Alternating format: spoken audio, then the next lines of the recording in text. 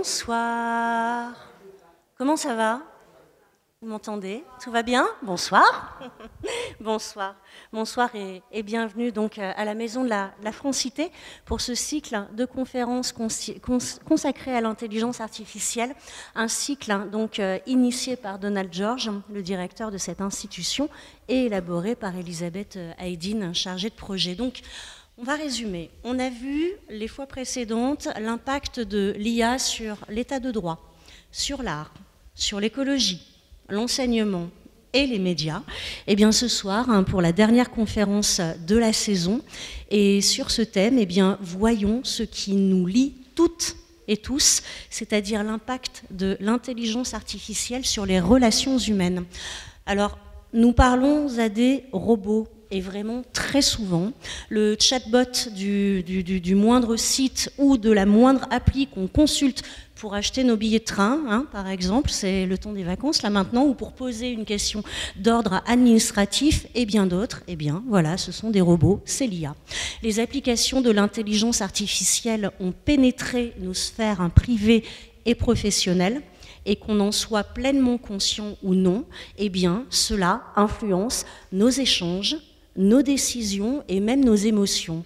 Quand on dit cela, on peut se dire, mais ça fait un petit peu peur de s'en rendre compte.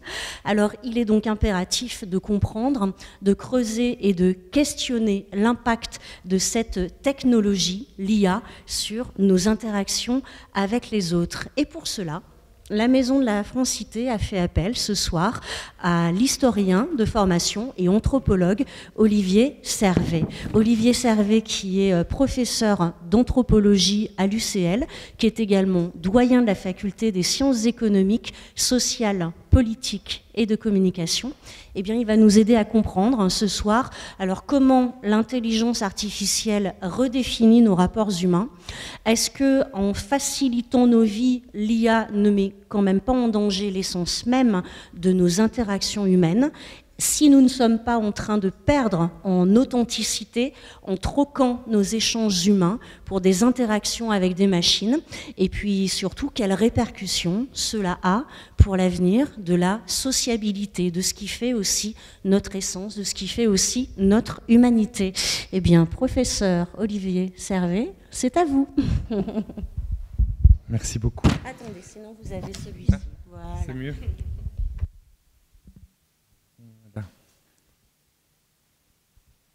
Alors, je suis ravi d'être là ce soir. C'est une journée bien chargée.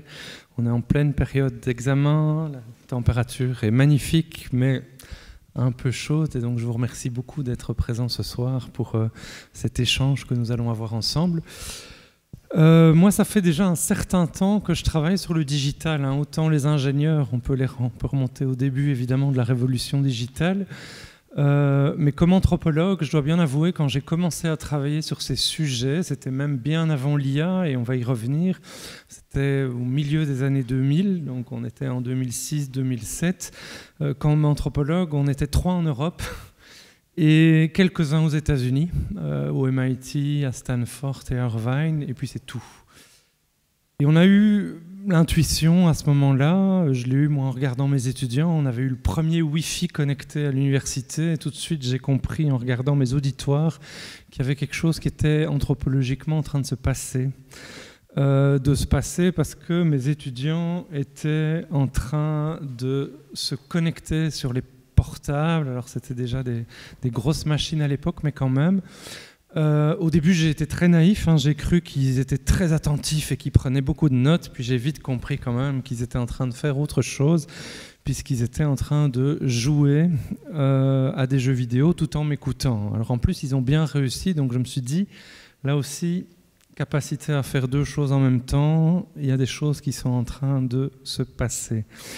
Et donc j'ai changé de terrain, ça faisait 20 ans que je travaillais sur tout à fait d'autres sujets. Les anthropologues ont souvent 3-4 vies, on travaille sur la longue durée comme les historiens. Je suis historien, je suis anthropologue et je me suis dit là j'ai un objet qui m'intéresse particulièrement parce que j'ai l'intuition, j'ai le sentiment que ça va transformer en partie ou largement en fait la manière dont nous sommes humains. C'est très important de le signaler parce que concrètement, je ne veux pas parler que de l'IA, au sens où c'est vraiment important de se rendre compte en fait qu'il faut placer l'IA comme la dernière étape d'un continuum qui a commencé dans les années 70, dans les années 70, amis français, amis belges. Et avec la révolution micro-informatique qui commence à la fin des années 70, des années 70, on a en fait une généralisation de l'informatique petit à petit pour le grand public. Alors on est encore déjà avec des machines qui coûtent très cher, donc ça reste un public favorisé, mais petit à petit les choses vont se déployer largement dans la société. Auparavant, et ça va être la même chose pour chaque étape des révolutions dont je vais parler, auparavant, c'était deux mondes principalement, le monde de l'armée, essentiellement l'armée américaine, et le monde des universités, de la recherche, aussi en entreprise, qui étaient les deux univers principaux en fait, de cette révolution digitale. Et donc les découvertes, les transformations, elles se font dans ces deux univers et puis petit à petit, elles percolent le monde économique qui va mettre à disposition des infrastructures au niveau du grand public. Alors vous l'avez compris, un grand public au départ, c'est quand même un entonnoir sur base des moyens disponibles et puis petit à petit, ça va s'élargir. Et je crois que c'est vraiment très très important de bien être attentif à cette dimension parce qu'en fait, de décennie en décennie, on va avoir des révolutions.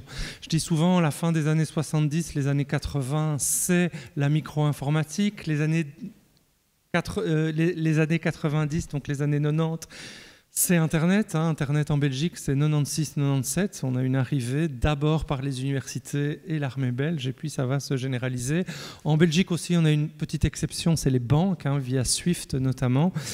Et puis, à partir des années 2000, en fait, vous avez une généralisation de ces infrastructures dans le grand public, généralisation avec la diffusion des jeux vidéo à large échelle. Alors les jeux vidéo, c'est Pong dans les années 70, mais au niveau de jeux vidéo connectés, grand public, notamment à l'échelle des jeunes, c'est vraiment les années 2000.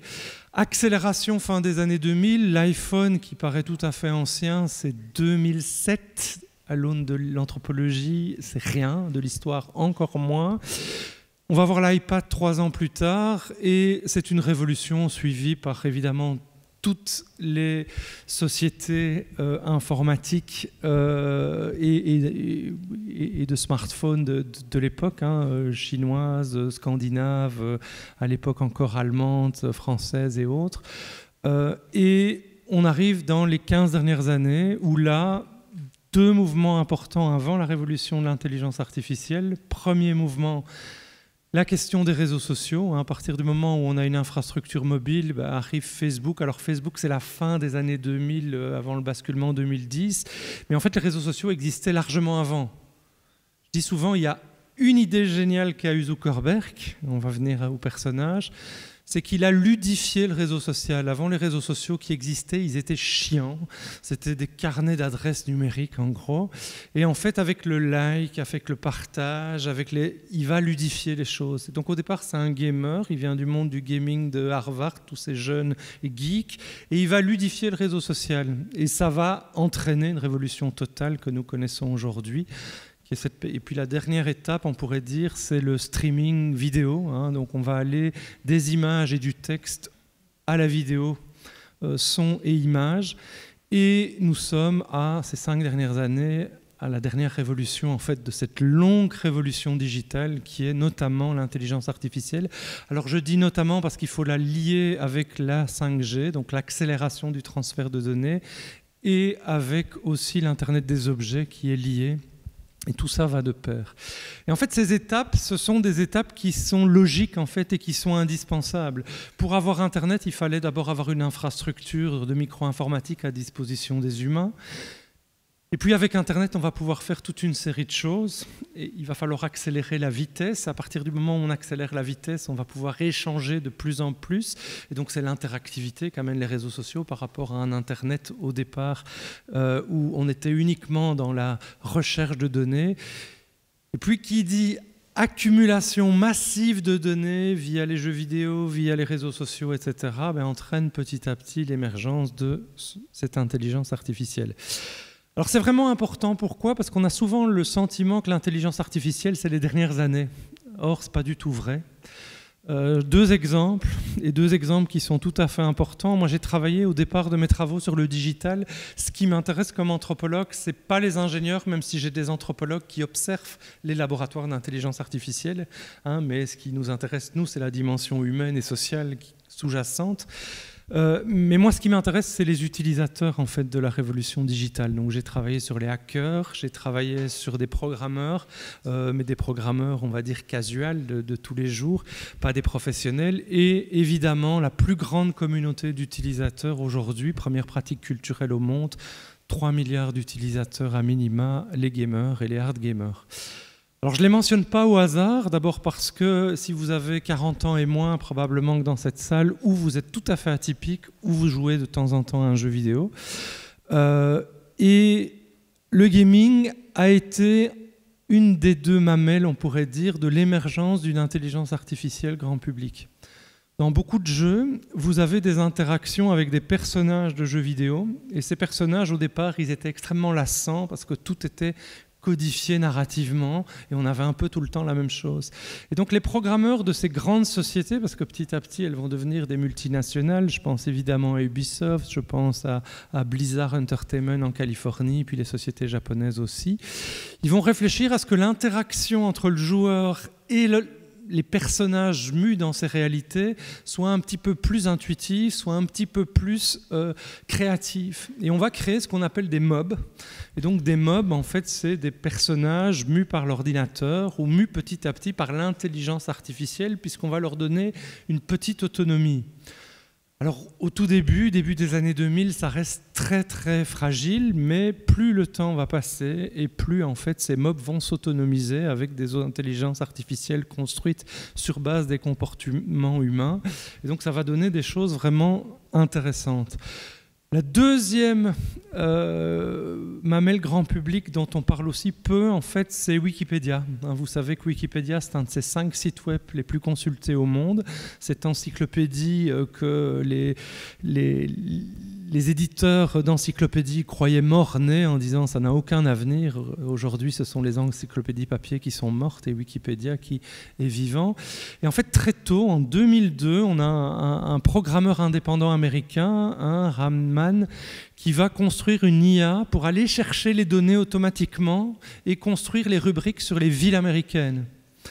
Alors, imaginez, 23 ans, pardon, pas 23 ans, oui, 23 ans.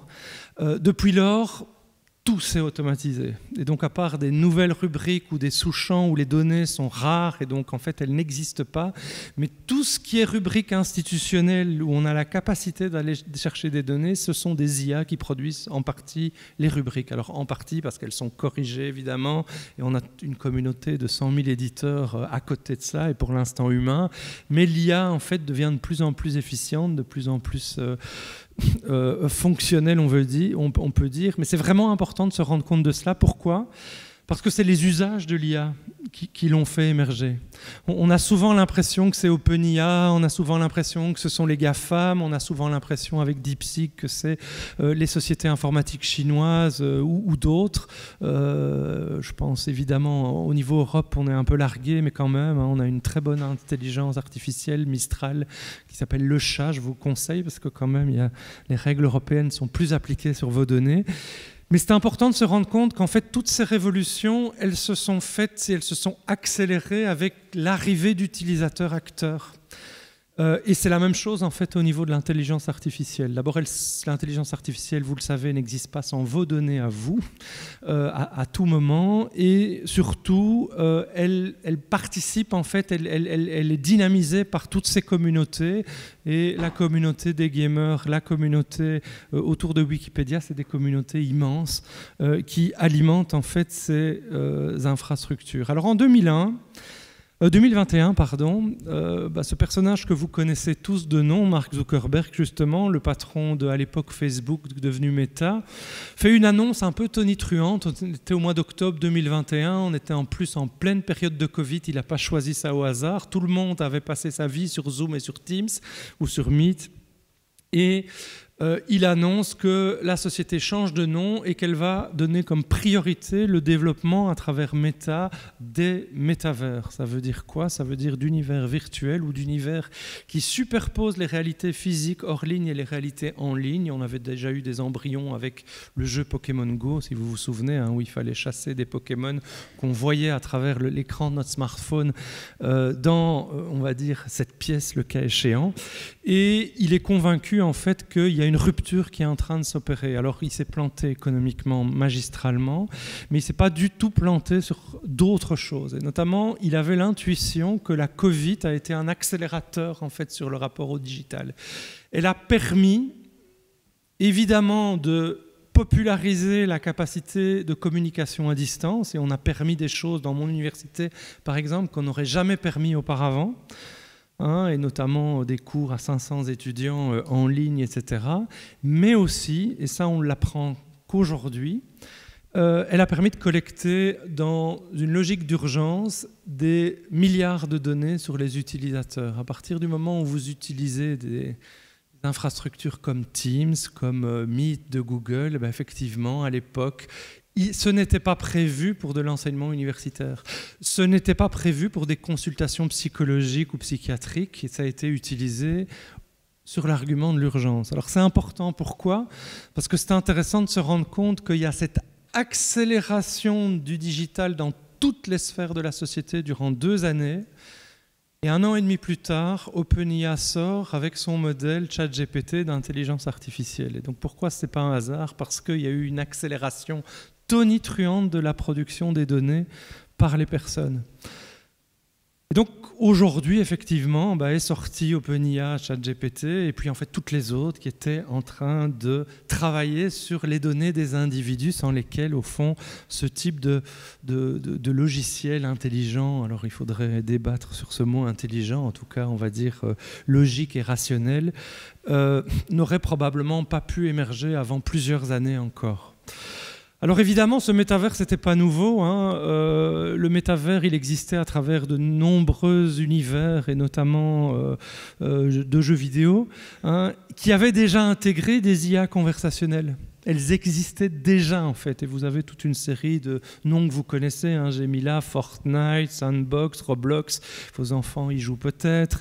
Et toute une série d'autres. Et ce n'est que quelques exemples. Mais on a vraiment une congruence entre le monde du jeu vidéo, le monde des GAFAM au sens large, qui n'est pas si déployé dans le jeu vidéo, et puis l'émergence de l'intelligence artificielle.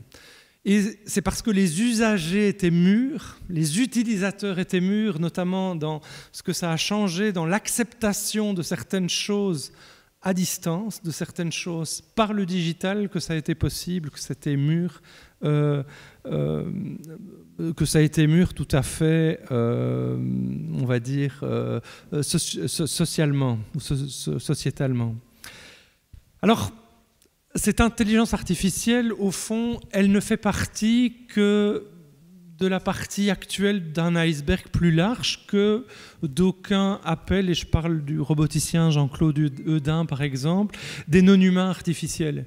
Vous avez tous des relations avec des tas de non-humains quand vous êtes malade, des virus ou des bactéries, quand vous êtes chez vous avec votre chat ou votre chien.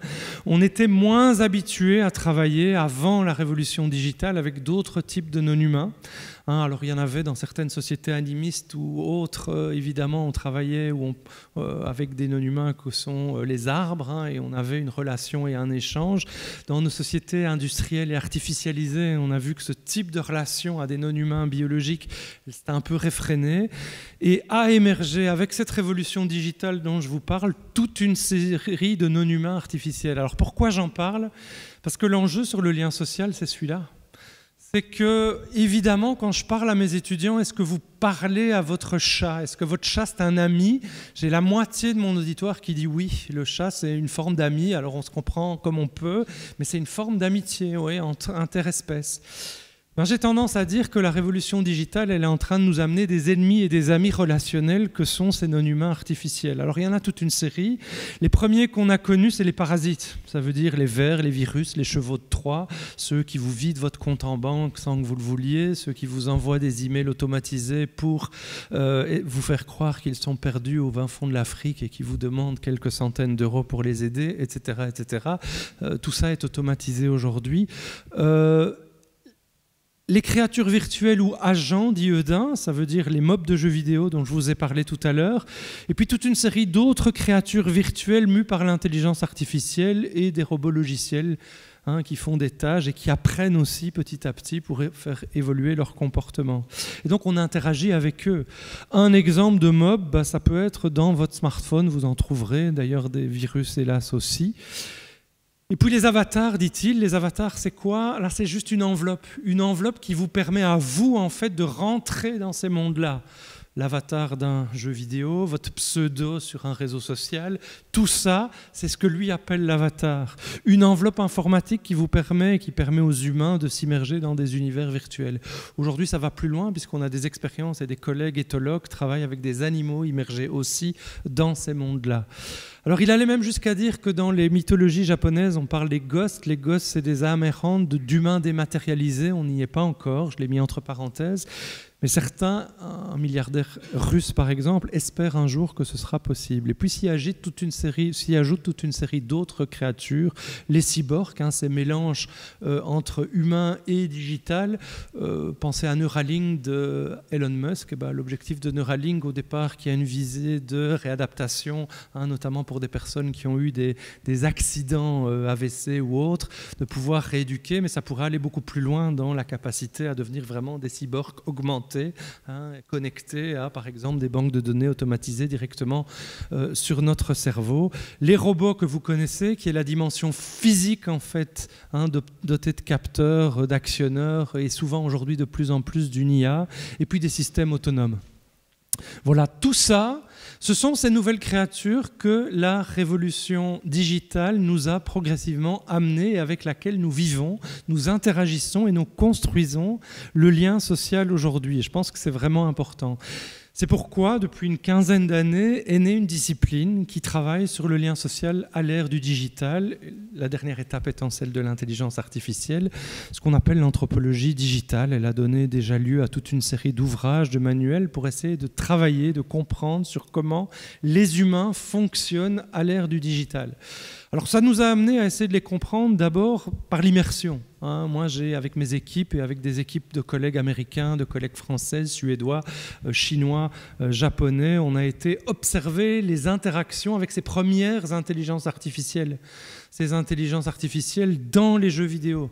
C'est assez fascinant ce qu'on a pu observer. Il y a toute une série de choses qui se sont données à voir, comment une intelligence artificielle purement robotisée, au sens ici, on va dire, au départ en tout cas, extrêmement prévisible, pouvait générer des émotions chez les humains. Des émotions parfois de peur, des émotions parfois d'excitation, des émotions en fait que quelque chose qui a été factuellement construit par l'homme va générer dans la relation qu'elle élabore avec vous. Alors évidemment, elle est façonnée pour construire cette relation, mais ça veut dire quoi? Ça veut dire que là où depuis des milliers d'années, les humains interagissent depuis leur origine entre eux, mais aussi avec d'autres non-humains, naturels, on a très très tôt domestiqué une série d'espèces et ça remonte, on a maintenant des traces autour du loup, probablement autour de 30 à 40 000 ans, donc on a vraiment une longue histoire de relations sociales avec des animaux. Aujourd'hui, en fait, depuis 50 ans, émerge une relation sociale avec des êtres non humains, mais cette fois-ci artificiels. Alors, on pourrait dire qu'à travers une série de pratiques, notamment de façonnage des objets, et quand des objets sont religieux, quelque part, on peut dire qu'on avait déjà un petit peu quelque chose de ce type-là auparavant, si ce n'est qu'aujourd'hui, on a vraiment des interactions extrêmement importantes avec ces créatures. Alors ça va amener à des choses étranges. Moi j'ai travaillé par exemple sur les mariages dans des jeux vidéo, parce que ce qui m'intéresse c'est les pratiques sociales. Et au départ je vous avoue que je disais en fait ils sont en train de faire du jeu de rôle, quoi. Ils s'amusent là, etc. Puis je me suis rendu compte d'observation en observation qu'en fait on avait des humains qui, à travers des avatars, mais qui utilisaient parfois des mobs, donc des intelligences artificielles, pour pouvoir participer à leurs cérémonies, construisaient de véritables cérémonies de mariage. Et pour un anthropologue, quand il y a un mariage qui est considéré comme une des 2 cérémonies les plus universelles dans les sociétés humaines, ça interroge. Ça veut dire quoi ? Ces mondes digitaux sont en train, ou seraient-ils en train de devenir de véritables sociétés, avec tout le lien social que ça peut faire émerger? En tout cas, ça nous a interrogés. Alors c'est surtout des avatars, donc des humains derrière, mais petit à petit, avec la complexification de ces jeux vidéo, les IA devenant de plus en plus complexes et pouvant se mettre au service des humains, on a vu des IA participer à ce type de cérémonie. Alors là, j'ai évidemment été quand même assez étonné. Ça donne des choses amusantes. 2009, mariage de 2 personnages. 2010, vous les avez sur les rives à Lyon, sur les rives, je crois que c'est la Saône là, et pas le Rhône, mais peu importe. Et la robe de la mariée est la même des 2 côtés, la même dans le jeu vidéo comme dans le monde hors ligne. Alors je me suis dit, bon, anthropologue, s'il y a des mariages, peut-être qu'il y a 4 mariages, un enterrement. Mais effectivement, j'ai trouvé des funérailles. Et pour ces funérailles, c'est pas facile à organiser parce que ça ne se prévoit pas, a priori, quand quelqu'un décède. Et d'ailleurs, il faut savoir qu'il décède. Et dans un jeu vidéo, je suis tombé sur toute une série de cérémonies où on ne célébrait pas un mort avatar, parce que ça arrive toutes les 20 secondes dans ces jeux-là, mais où on célébrait un joueur ou une joueuse qui est décédé. Et comme ce n'est pas préparé, on va automatiser la préparation de ce type de cérémonie. Et pour ce faire, on va utiliser des mobs, des intelligences artificielles et autres. Et j'ai pu en observer toute une série. Ici, on était en Chine auparavant. C'est l'avantage du distanciel. Ici, c'est en France, à Nantes, un malheureux joueur très très engagé, mais qui va disparaître malencontreusement en boîte de nuit. Son frère va prévenir sa communauté et ils vont célébrer ça par une communauté construite. Et j'en arrive au dernier point avant la question du lien social IA. Ces jeux vidéo, comme ces réseaux sociaux, ils ont amené un élément fondamental en plus des prémices en fait, de l'intelligence artificielle relationnelle. Ils ont amené ce qu'il n'y avait pas auparavant. Qu'est-ce qu'il n'y avait pas auparavant dans la technologie? Elle était chiante. Le geek, ce n'était pas du tout celui, au départ, qui faisait l'attrait de ces messieurs ou ces dames, un geek homme ou femme d'ailleurs, ou autre, parce que la technologie, c'était considéré comme quelque chose d'extrêmement terne, en fait. Et ce que va faire le fameux Zuckerberg et quelques autres, c'est d'amener de l'affectif dans le technologique. Et donc c'est le génie des réseaux sociaux. Les réseaux sociaux, à travers les emotes, les emojis, à travers toute une série de pratiques comme l'avatar qui me correspond, à travers le terme d'ami plutôt que d'abonné ou de contact qui est beaucoup plus terne, eh bien, ils vont amener en fait de l'émotion, de l'affect. Quand je like, quand j'aime, quand j'adore, vous sentez bien à travers ces mots-là qu'il y a de l'émotion qui s'engage. Ça, c'est les 15 dernières années. Avant ça, l'émotion était extrêmement limitée dans la technologie. Et donc, c'est une transformation majeure et elle n'a que 15 ans. Et donc, je crois que c'est vraiment important d'en prendre la mesure. Alors, ce n'est pas tout à fait vrai. Dans les années 90, on trouve sur des forums des emojis et des émotes. Mais en fait, ça n'engage pas du tout de la même manière que quand vous recevez 100 000 ou 10 000 émotes qui aiment ou n'aiment pas ce que vous avez posté, tout de suite là vous allez avoir une réaction instantanée qui va vous marquer au niveau de vos émotions. Et donc ça c'est la dernière étape, cette fameuse 15 dernières années avec les réseaux sociaux, avec le streaming qui va amener à l'IA, c'est le fait que l'IA ne croyait pas qu'elle n'est que froide et rationnelle. J'entends de plus en plus des collègues ingénieurs qui me disent en permanence « Ouais, mais l'IA, ce ne sont au fond que des algorithmes avancés, c'est une capacité associative de données, etc. » Si ce n'est qu'elle se construit avec les individus et je suis halluciné. Avec mes équipes, on fait des interviews qualitatives avec des humains, mais aussi avec des intelligences artificielles. Et on est halluciné de voir combien, ce midi, j'étais en conférence avec des neuropsys et des psychiatres. Ils ont dit c'est hallucinant les conseils en psychiatrie qui sont donnés par ChatGPT, par exemple. Et ils disaient il y a 2 ans, c'était bullshit. aujourd'hui, c'est juste ahurissant, avec une profondeur dans la manière d'énoncer relationnement, là où on a toujours dit le dernier lieu où l'IA va venir, c'est sur la psychiatrie et la psychologie. Ah ben, détrompez-vous, on y est presque. Donc ça pose de vraies questions parce que cette IA, elle bénéficie en fait de cette révolution qui est l'affectif dans le digital. Alors, 2 derniers exemples. Les fameuses notifications. Vous croyez que vous maîtrisez votre machine et en fait vous ne maîtrisez rien du tout. C'est elle qui va en permanence vous appeler par des notifications, mais ça va beaucoup plus loin. Aujourd'hui, avec l'IA qui a dans ce type de machine, tout ce que vous entrez va pouvoir être profilé pour pouvoir avoir des comportements adéquats pour vous et vous donner les bonnes notifications en bon temps et heure, au bon moment, quand vous le sentez. Alors ça va très très loin puisque les IA aujourd'hui vont arriver, on va y venir, jusqu'à détecter vos émotions et donc détecter à travers le son de votre voix quand vous enregistrez ou vous communiquez sur Teams, elle va voir où là il est stressé, où là il est fatigué. Et à partir de là, elle va pouvoir s'adapter. Alors on reste encore dans des embryons, mais voyez où ça peut nous mener ce type de choses. Alors c'est bâti sur des modèles de psychologie des émotions que vous voyez ici affichés, qui sont souvent très basiques, une série d'émotions de base, et puis des niveaux d'intensité de l'émotion, mais ça marche très bien puisqu'on sait que les psychologies comportementales, c'est celles qu'on a utilisées dans le nudging de la Covid, dans le nudging de toute une série de choses. Le nudging, c'est, on va dire, une forme de manipulation et de conviction de masse qui a été utilisée. Les théories du flow en jeu vidéo, qui est le fait de dire il faut que la personne ne soit pas emmerdée par ce qu'elle fait, lassée, mais il ne faut pas non plus qu'elle soit angoissée par ce qu'elle fait. Quand vous jouez à un jeu vidéo, il faut que le jeu il soit juste à un bon niveau. S'il est trop dur, vous abandonnez. S'il est lassant, vous arrêtez.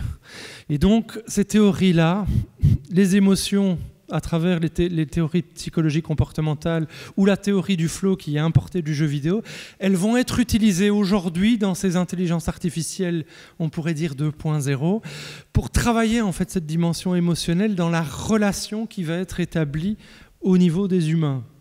Alors ça va angoisser beaucoup, puisque ce midi, certains me disaient « mais quoi, on va arriver à une série de no-life ou d'ermites digitaux, plus, parce qu'ils vont plus parler qu'avec leur intelligence artificielle, un petit peu comme dans le film Her, que je vous conseille abondamment il y a quelques années, où on a cette personne qui tombe amoureux de son interface IA, pour le coup, qui lui parle abondamment.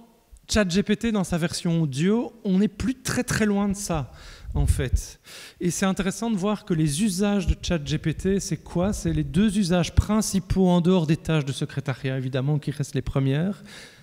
C'est une relation de séduction. Vous avez des millions de personnes qui entretiennent une relation de séduction avec ChatGPT, une relation amoureuse. Donc là, souvent, j'ai les yeux qui grossissent de gens qui n'ont manifestement pas le temps de faire cela.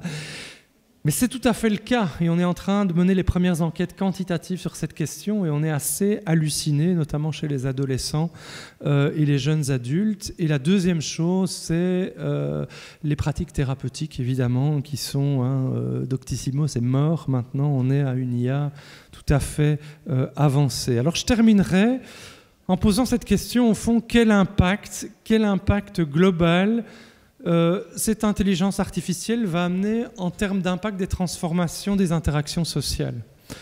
Alors je vais vous lire, pas de panique, on m'avait dit que ce serait un petit écran, donc je le donnerai à disposition, donc vous aurez tout. Évidemment, ça va faciliter la communication. Les agents virtuels d'IA, à travers des chatbots, les assistants IA qui vont vous organiser vos agendas automatiquement, dialoguer avec vous, etc., vont permettre des interactions rapides, accessibles avec les autres. Ils vont organiser, au fond, vos relations sociales avec les autres, en partie. Alors pour certains, c'est l'angoisse totale parce qu'ils ont l'impression qu'ils auront une vie régulée totalement. C'est ce qu'on appelle le flux digital et les notifications y participent, ou même le cerveau, la nuit, n'arrive plus à déconnecter en fait, parce qu'on est en permanence en connexion et donc on se réveille fatigué. Ce phénomène-là, les neuropsies ont montré que c'était lié à cette logique permanente des notifications. L'IA, elle va faire encore mieux puisqu'elle va pouvoir encore plus calibrer les notifications au bon moment émotionnel où elle est recevable. Il y a des risques qui sont identifiés. Le risque d'isolement, il est tout à fait clair. On vient de sortir un rapport sur ces questions au niveau du Conseil supérieur de la santé en Belgique, à un groupe où j'étais présent, avec une dépendance accrue aux interactions avec IA. Dépendance accrue aux interactions avec IA, parce que oui, vous êtes en partie dépendant de vos réseaux sociaux, vous êtes dépendant de WhatsApp, de Signal, de Messenger et autres, parce que ça fait partie de votre organisation sociale, de votre communication avec les autres. Je vous rappelle que nous sommes des animaux sociaux, et donc on a besoin de cette interaction avec les autres. Il y a 50 ans, l'élément clé de notre interaction avec les autres, ça s'appelait le corps humain.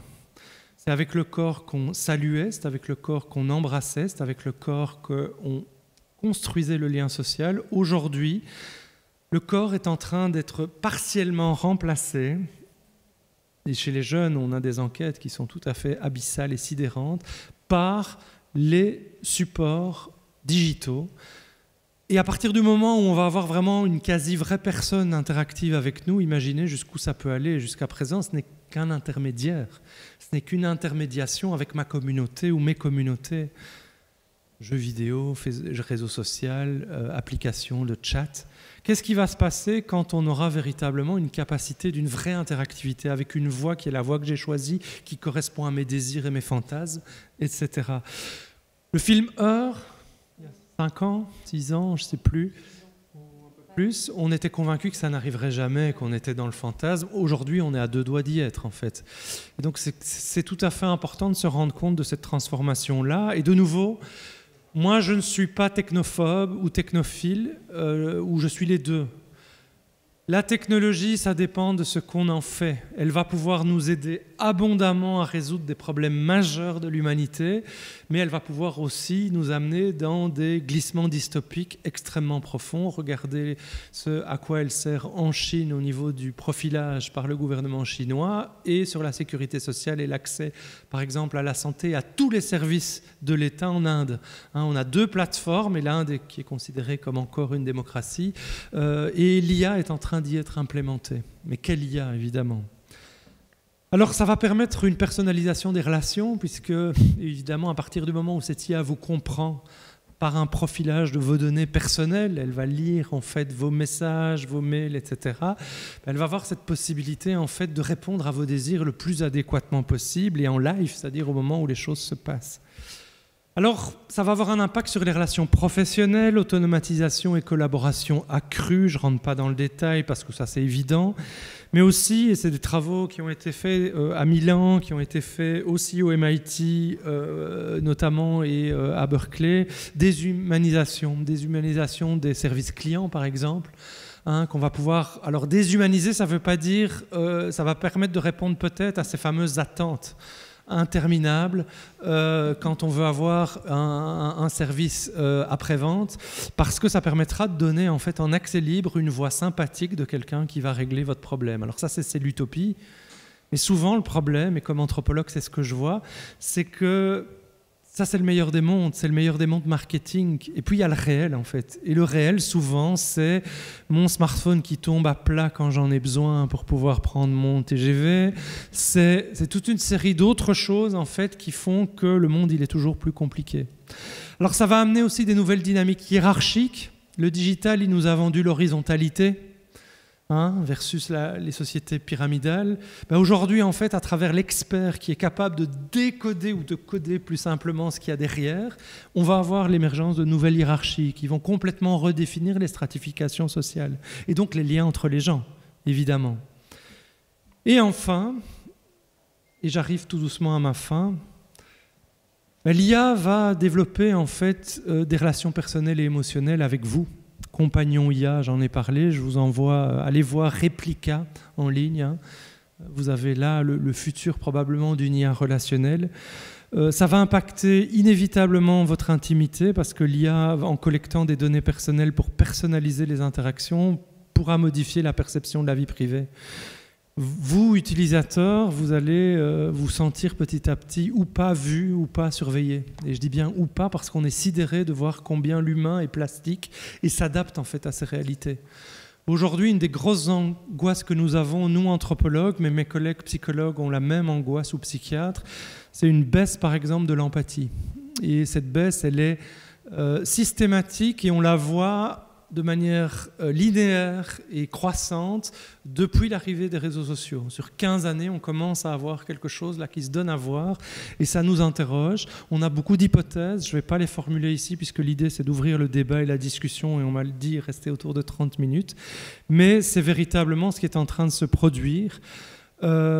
Et ça veut dire quoi? Ça veut dire que les attentes en termes relationnels et émotionnels et intimes vont se transformer. On sait combien, par exemple, le porno en accès libre a transformé la sexualité des adolescents. Les scripts du porno sont devenus les scripts normatifs d'une majorité des adolescents aujourd'hui. Et donc, je le dis tout cash, une série de scripts pratiques très, très patriarcaux et à domination masculine se sont généralisés et sont devenus, en fait, l'idéologie normative chez les jeunes, ce qui pose plein de questions aujourd'hui. Qu'est-ce que va être un monde quand la relationnalité va être déterminée en partie, tout au moins, par des relations avec l'IA et ce à quoi elle correspond, c'est-à-dire en fait le fait qu'elle ne nous résiste pas. La relation humaine, c'est une relation où nous nous résistons les uns et les autres. On s'est construit par le débat, le dialogue, la dialectique. Ça, c'est le propre de la relation humaine. À partir du moment où on a au contraire une relation qui prend de plus en plus de place avec un être qui se façonne en permanence à nous, qu'est-ce que ça donne? Aujourd'hui, on est dans une expérimentation à taille réelle de l'humanité et on ne sait pas vraiment sur quoi les choses vont déboucher. Alors j'aurais encore plein de choses à vous dire, mais je vais petit à petit, encore quelques minutes, je vais petit à petit arriver à ce fameux dernier cas dont je vous parlais. Alors j'ai fait un peu exprès. Vous avez ici un robot qui est en fait les fameux robots de Tesla. Donc Elon Musk espère remplacer les humains par des robots.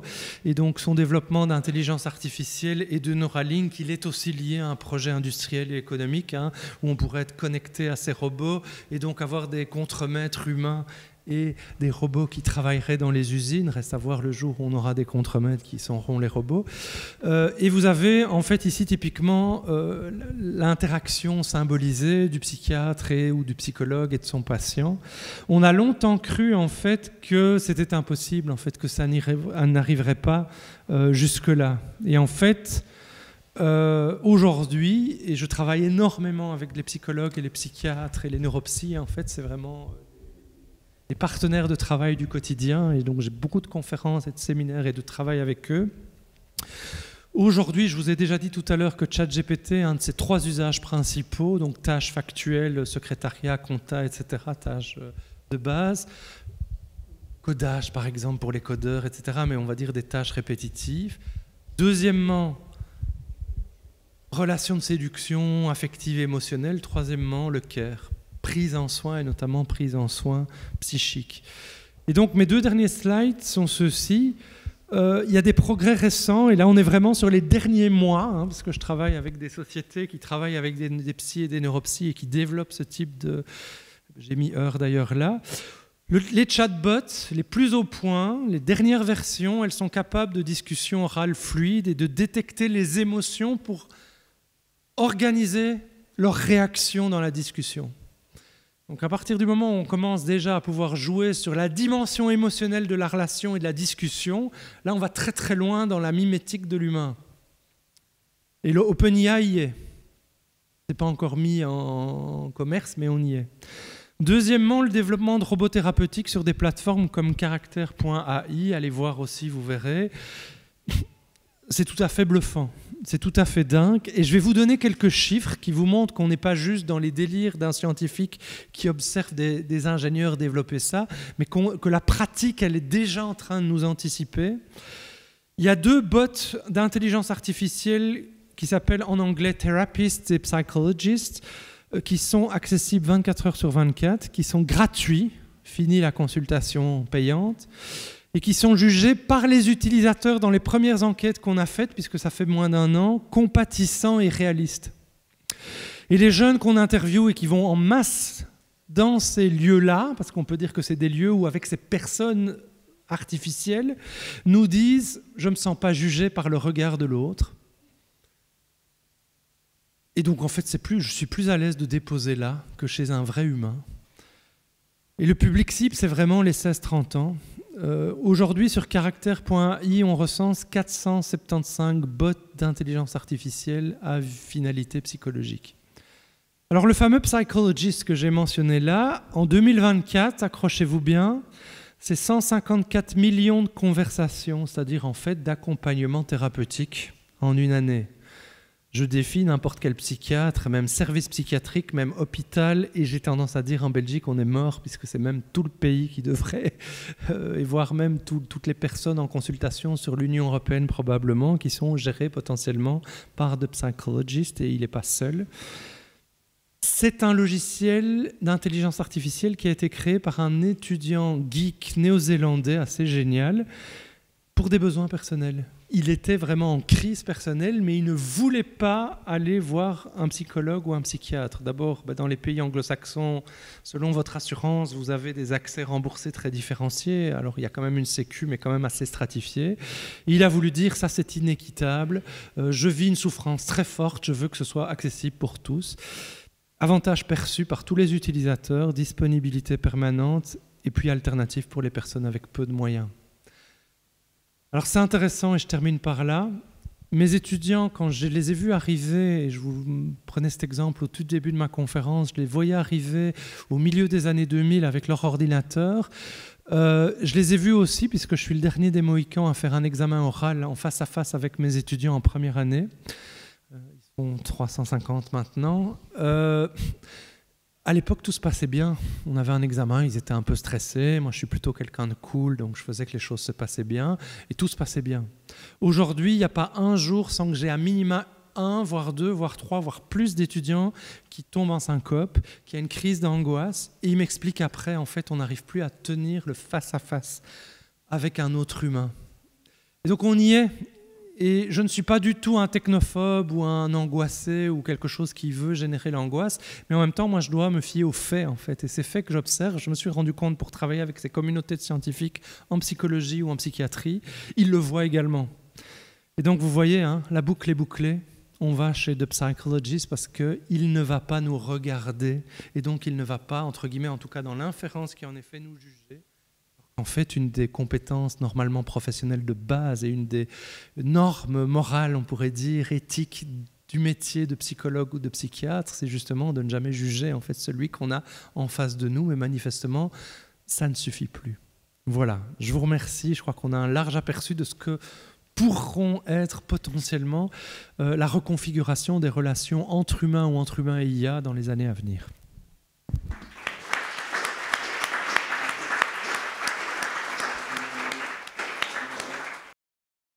Maison